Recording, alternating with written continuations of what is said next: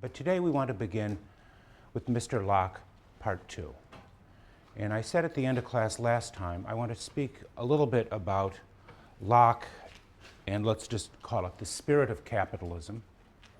And then I want to move into the issue of government by consent, along with the idea of natural law, perhaps one of Locke's clearly central, perhaps most significant contribution to political philosophy, the doctrine of consent, and various problems that I want to examine with you today associated with consent and what it means to consent to government.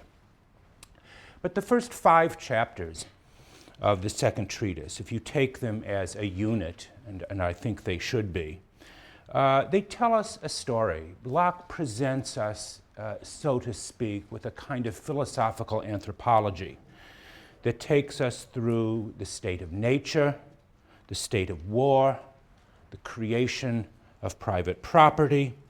And in the 5th chapter, particularly, Locke begins, as I mentioned last time, with you might say, the original condition of nature, which forms a kind of primitive communism, to the creation of property through the work of one's, the labor of one's body and the work of one's hands. And by the end of the 5th chapter, we have the creation of really a kind of full-scale, sophisticated market economy, replete with various inequalities, perhaps even some large-scale inequalities of wealth and property, all within the state of nature. How did this occur? And most importantly for Locke, what makes this legitimate? What legitimizes this transition, so to speak, from the original state of nature governed by nothing more than the law of nature to the emergence of property and, in a way, a kind of market economy. In many ways, what Locke is doing in the first 5 chapters of the Second Treatise is retelling, or maybe better, rewriting the account of human beginnings that had originally belonged to Scripture. He tells the story, doesn't he, right, of how human beings, finding themselves in a condition of nature with no one or no authority to adjudicate their disputes and governed only by a natural law, how they are nevertheless able to create and enjoy the use of property created and acquired through their labor and work. Man, he tells us in these opening chapters, is a property acquiring animal, the acquisitive animal, even in the state of nature, where there is again nothing but the natural law to govern human associations and relations with one another. But the problem with the state of nature for Locke, and as to some degree it was for Hobbes as well, is its instability. With no civil authority to umpire disputes, especially disputes over property, the peaceful enjoyment and the further acquisition of property, the fruits of one's labor, are continually threatened by war and by conflict. How can we ever be secure in our person or property with no enforcement agency to resolve breaches of the peace, where everybody is, so to speak, again, the judge and jury and executioner of the natural law? The need for government arises out of the real need to resolve conflicts or disputes over property rights. In many respects, this sounds like a very familiar idea, that government exists for the sake of the protection of property rights. It's sort of a kind of cardinal doctrine of what I suppose we would call today libertarianism, the philosophy of libertarianism, so important in a lot of American thought. Locke is in many ways the first writer of my familiarity who claims that, these are his words, the great and chief end of men's uniting into commonwealths is the protection of their property. No one prior to Locke, at least to my knowledge, I think, had ever said in quite such a bold and straightforward way that the purpose of politics was the protection of property rights. And by property, Locke doesn't mean simply objects around us that we have turned into property, but property is rooted, he tells us, first and foremost in our persons, in our bodies. We all begin the life with a certain rudimentary property, if only in ourselves. Property for him implies more than simply real estate, but everything that encompasses our lives, liberties, and possessions. These are all property in the original and in many ways most revealing sense of the term property, that is to say, things proper to us. Is this okay? You with us? Okay.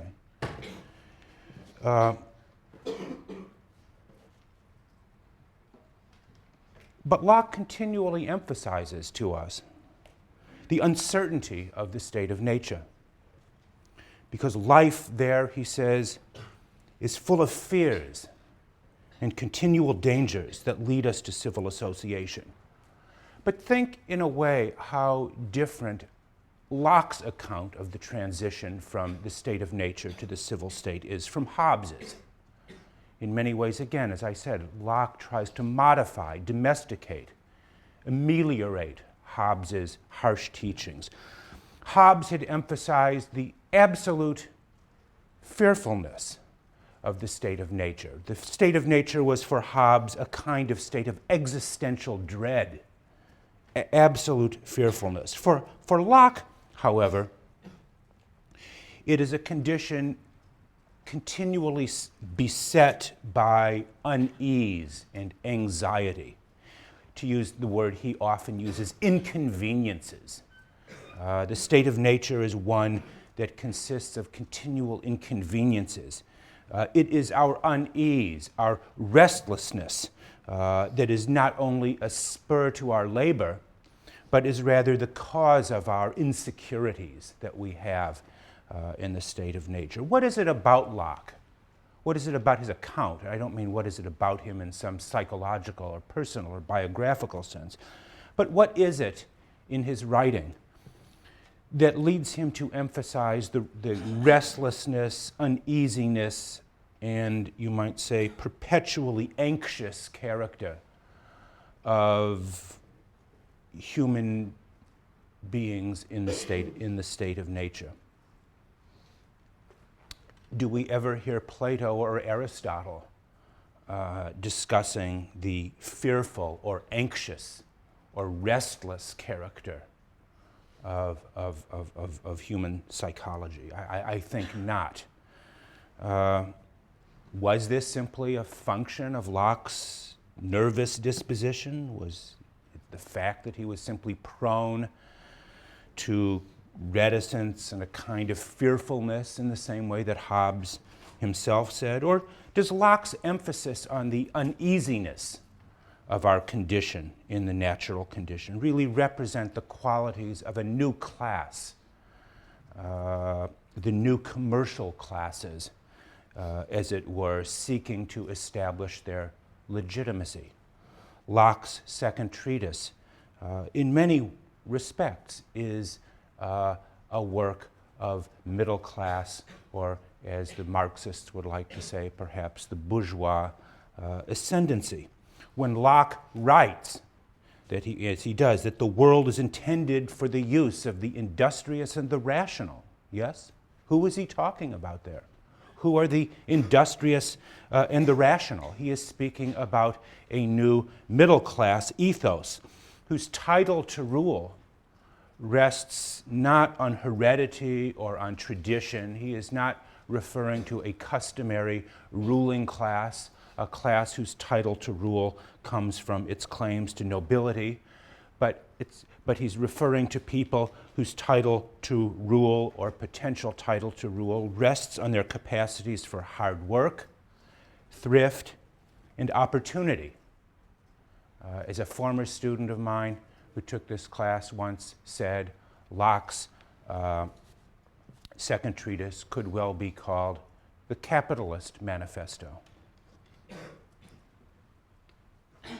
or the anti-communist manifesto, maybe one could put it.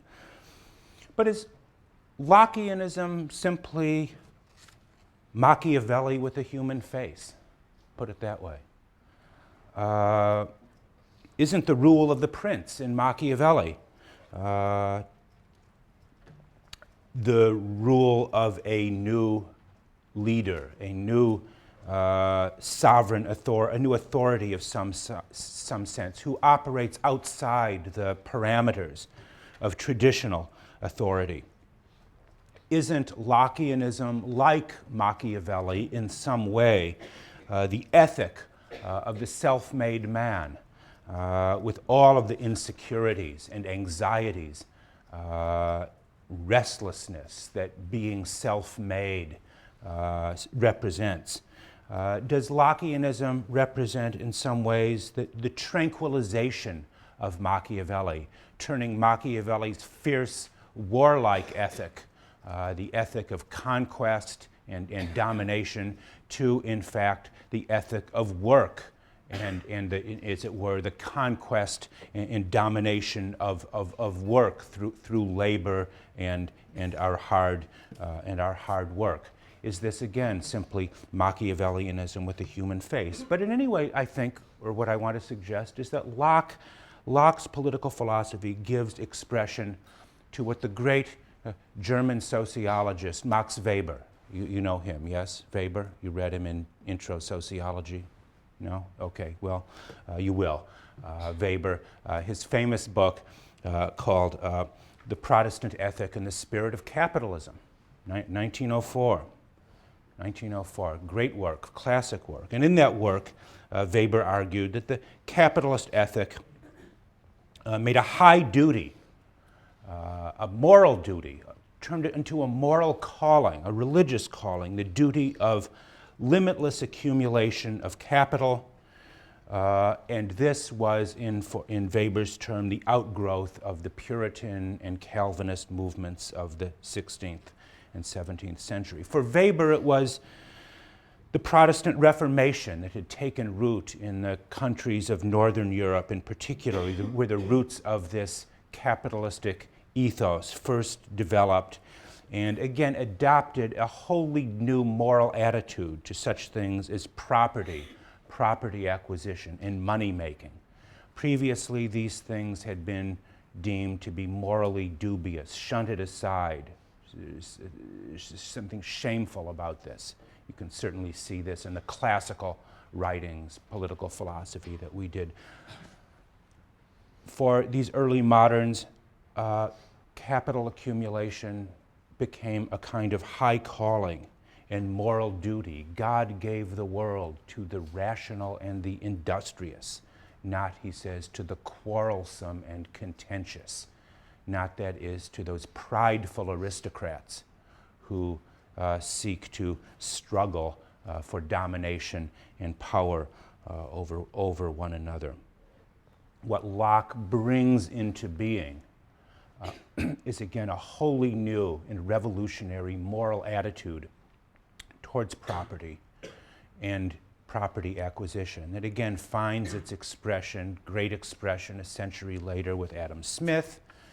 And, of course, from Adam Smith, we have the whole world of modern economics. So how many of you are potential economics majors in here? I bet more than one. Without John Locke, there would be no modern discipline called economics, because he was the one, again, a century before Smith and the rise of the school of political economy, who made the first and decisive move, which was to, in many ways, make respectable, and even more than respectable, turn into a high moral calling and dignity, the acquisition of property and turn government, turn politics into a tool for the protection of property and property rights. That is the significance in many ways of what Locke has done. And I want to talk, probably not today, but next Monday, on some of the, in many ways, pros and cons of this immense moral transformation regarding property and economics that Locke has helped to bring into being. But for the rest of today, what I want to focus on is Locke's idea of consent. The idea that the origin of all government, or at least all legitimate government, is said to derive from consent, the consent of the governed. An idea that was implicit in some respects in Hobbes's theory of the covenant that creates the sovereign, but to which Locke gives, in many ways, much greater pride of place. In chapter 8 of the Second Treatise, Locke gives us there, he provides us with a kind of hypothetical reconstruction of the origin of societies, of all societies. He writes at section 95, "The only way whereby anyone divests himself of his natural liberty and puts on the bonds of civil society is by agreeing with all others to join and unite in a community for their comfortable, safe, and peaceful living."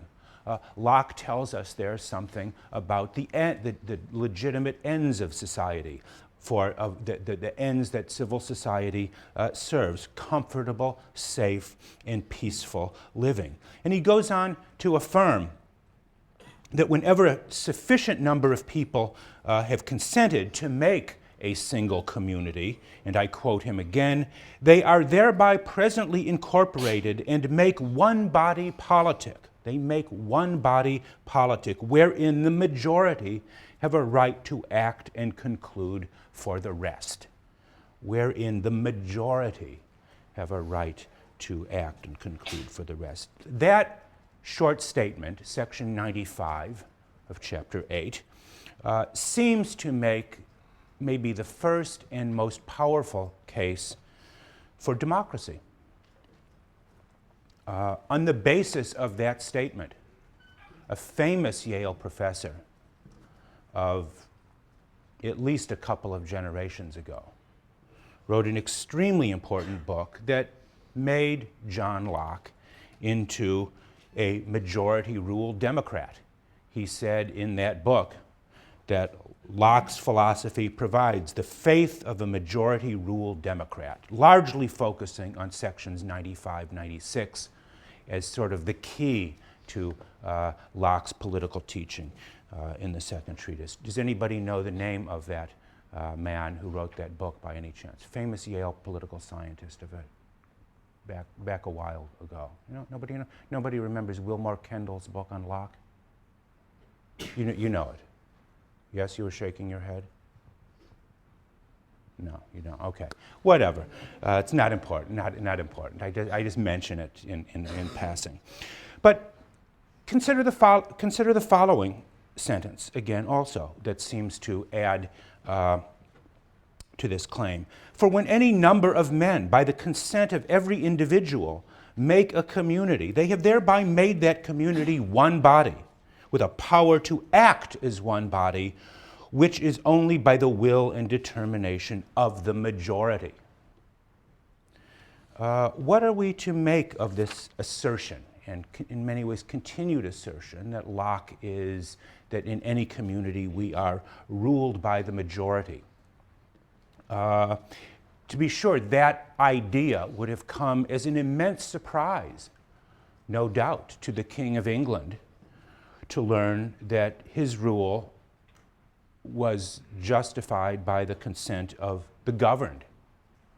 Or if you had done something like cross the English Channel and go to the France of Louis XIV of this period, Louis XIV, who famously said, "L'état c'est moi, I am the state," no doubt would have been very surprised and probably found laughable the idea that his legitimacy came from the consent of his subjects.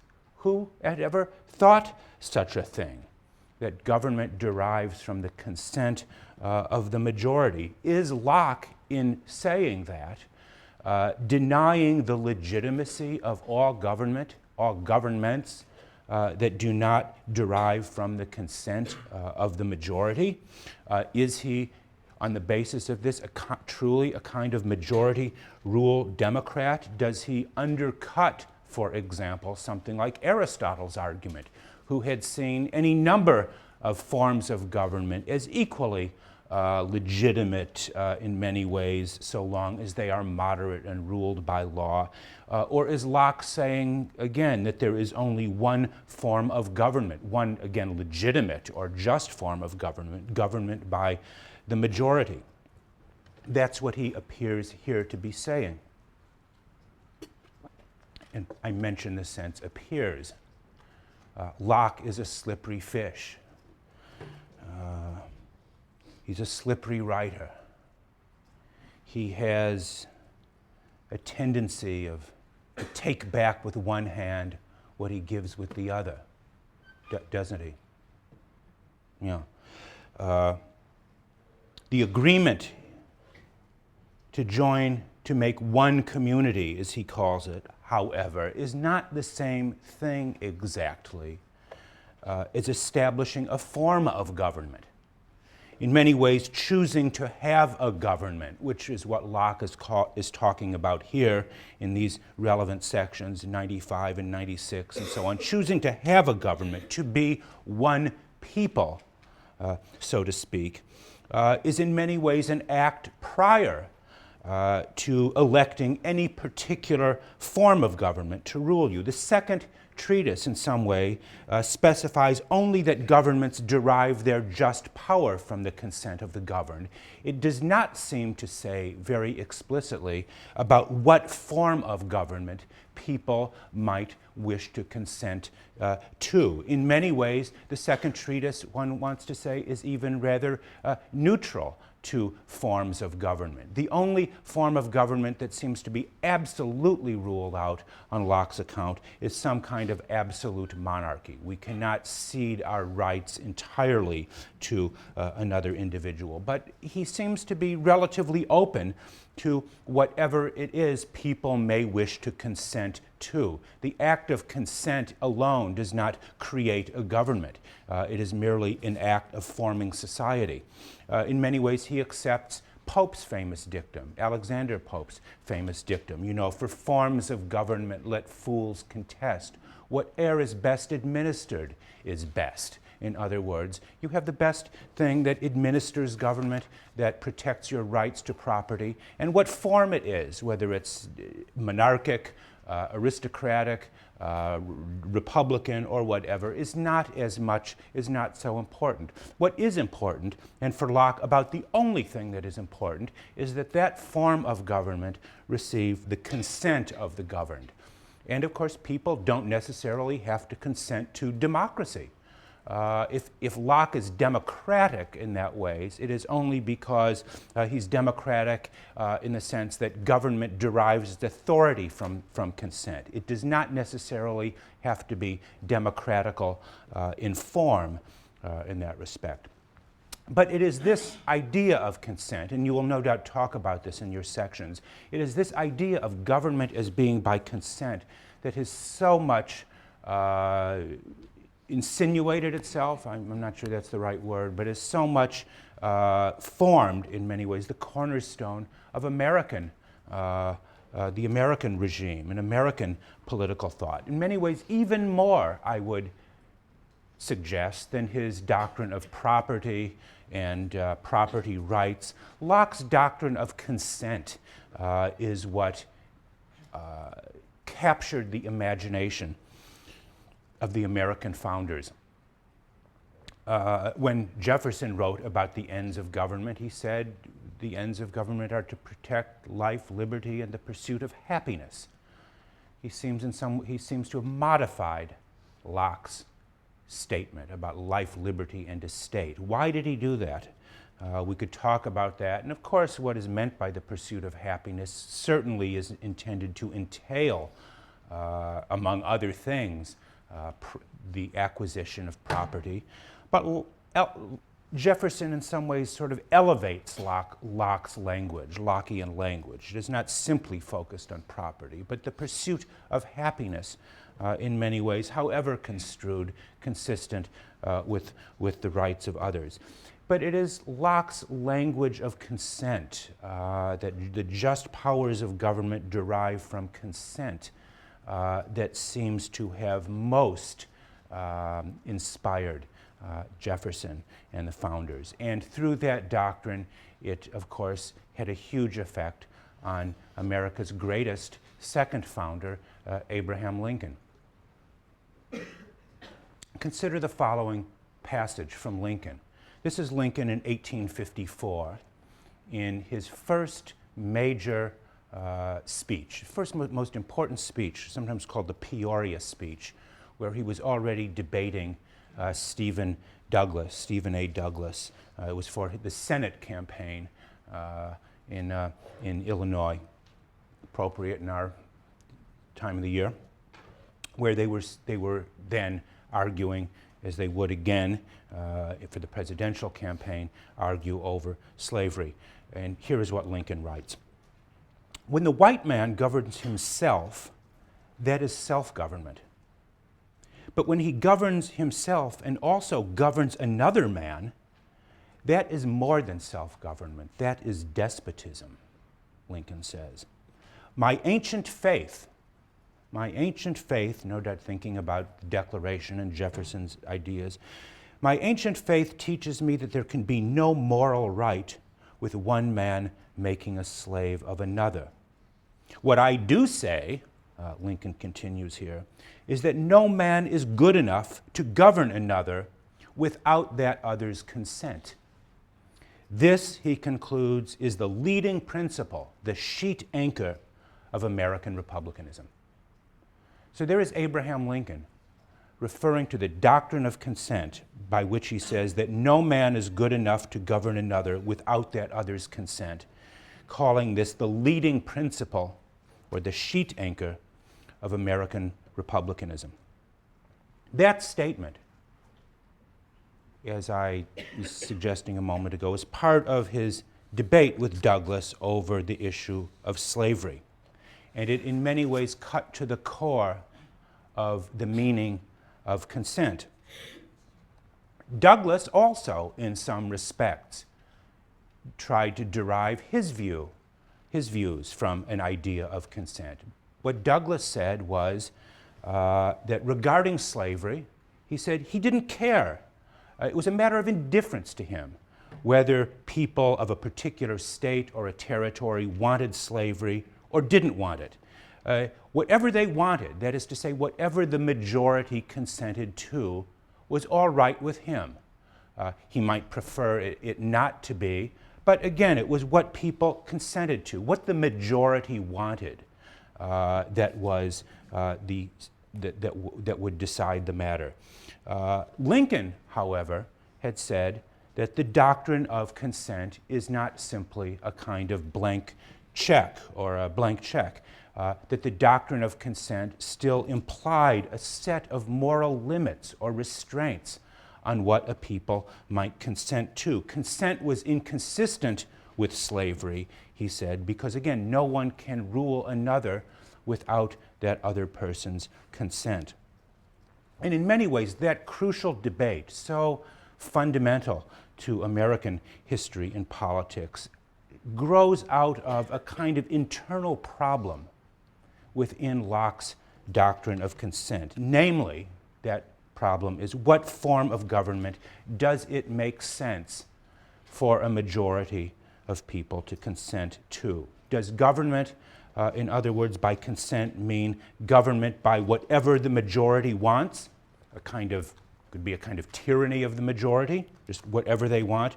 Or does government by consent entail, again, certain limits and restraints on what majorities can do? What guarantees does Locke provide, you might ask, that government by consent will be informed consent or rational consent?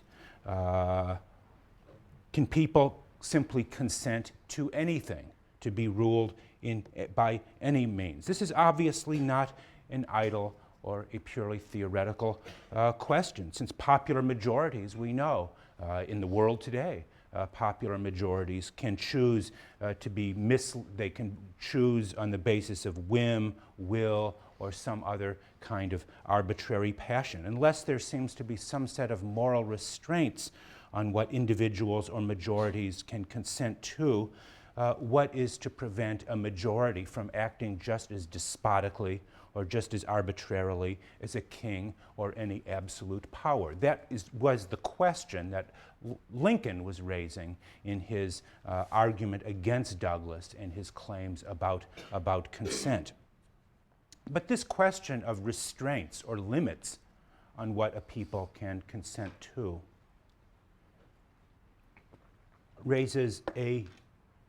leads to another question about the doctrine of consent. How is consent conferred? We are citizens of the oldest democracy in the world. Most of us, I guess, are not, maybe not everybody, but most people in this room are citizens of the oldest democracy in the world. Did anyone ask you for your consent?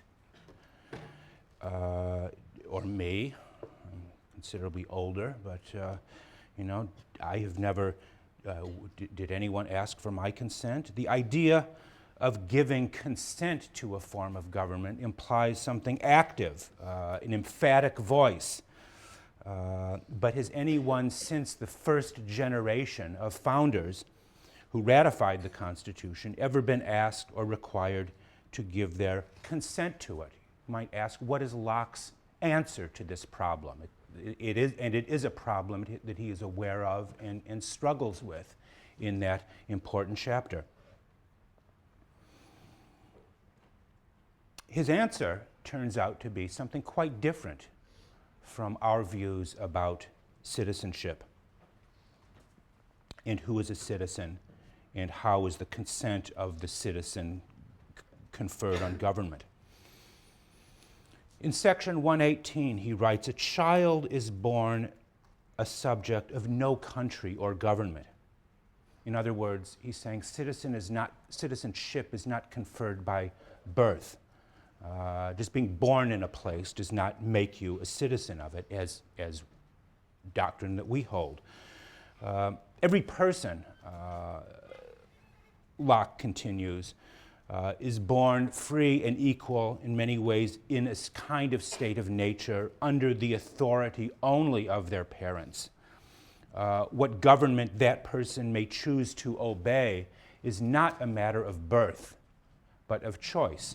And again, Locke seems to be making some kind of active principle of choice or decision, a principle of citizenship and the conferring of consent. And it is only, he says, that when a child reaches what he calls the age of discretion, 18 or 21 or something like that, that one is obligated to choose through some sign or mark of agreement to accept the authority of government. Locke is not altogether clear about how such a sign or a mark is to be given. One suspects from what he is saying he may be referring to some kind of oath or some kind of pledge or some kind of civil ceremony where one vows or pledges with one's word, the acceptance of the form of the state. Nothing can make any man so, Locke writes, that is to say, an actual citizen of a state. Nothing can make any man so, but his actually entering into it by positive agreement and express promise and compact, he says at 122. By express promise and compact, such an express promise or agreement leaves one, he says, perpetually and indispensably obliged to be and remain unalterably a subject of it, that is, to the state. So once you give your word or agreement, Locke says, you are perpetually and indispensably obligated to that state. That's how seriously Locke takes this idea of consent. It's something that can only be entered into at the age of discretion. It must be given consciously, fully, rationally, presumably in some kind of ceremony. And once given, your consent to the form of government remains, as he says, perpetual and perpetual. You are bound unalterably, as he puts it. There's no such thing as taking it back. It shows you how important Locke puts on the word or the oath or some kind of civil agreement. One's word is one's bond. To give voice or consent to government is not an act to be entered into lightly, he says, or implies, but it is a kind of lifetime commitment. And it also shows us how different Locke's view of the citizen is from ours. In other words, it would seem for Locke, the only people who are full citizens in our country would be people who have given their active consent. And the only people who have given their active consent are people who have undergone what we interestingly call a kind of naturalization process. Is anyone here a naturalized citizen, as we call it? Has anyone ever been to a naturalization process? No? Nobody? Where people go to, it's administered by a judge, and you swear allegiance to the new country. Presumably you shed your obligations to your previous country. You swear your allegiance to this one. That seems to be the kind of thing Locke appears to be talking about. And it's interesting that, again, the only people in our society, in our country, who would be full citizens would be naturalized citizens. Again, birth alone does not confer on you citizenship of any particular country. But what does that mean for the rest of us? Those who have not given their active consent. Locke is aware that not everyone gives their active consent. That's why he introduces another idea for how consent may be given. He talks about what he calls tacit consent. There are those maybe who have not sworn allegiance or given a civil oath, but who nevertheless can be said to have given their tacit consent to the form of government and its laws. But how do we give tacit consent? Tacit consent is a strange word because consent implies something active and open, where tacit, think of Locke's taciturnity, tacit implies something closed or concealed. How is tacit consent given? That's a problem that you can see Locke working on. To some degree, he says, anyone who simply enjoys the protection of the law, the security of property and person under the law, can be said to have given their tacit consent.